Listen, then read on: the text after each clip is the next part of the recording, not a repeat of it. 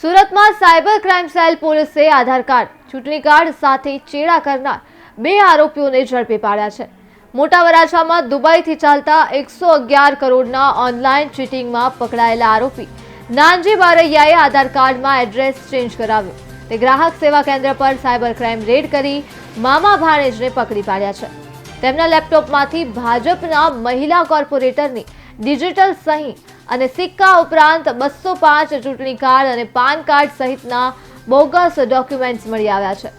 આરોપીએ સીએસસીમાં આધાર કાર્ડ અને ચૂંટણી કાર્ડમાં એડ્રેસ ચેન્જ કરાવવામાં બોગસ ડોક્યુમેન્ટો બનાવી અપલોડ કરી દેતા હતા.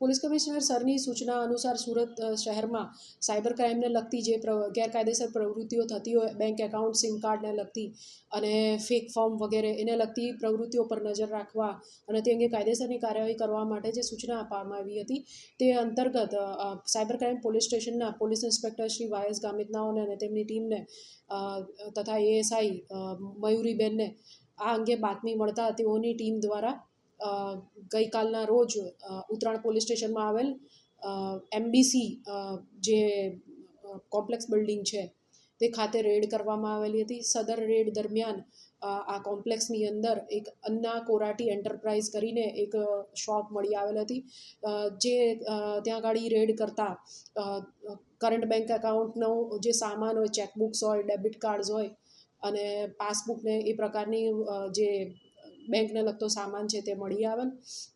આ દરમિયાન ત્યાં હાજર ઇસમોની પૂછપરછ કરતા કુલ હાલ 7 આરોપીઓની ધરપકડ કરવામાં આવેલ છે.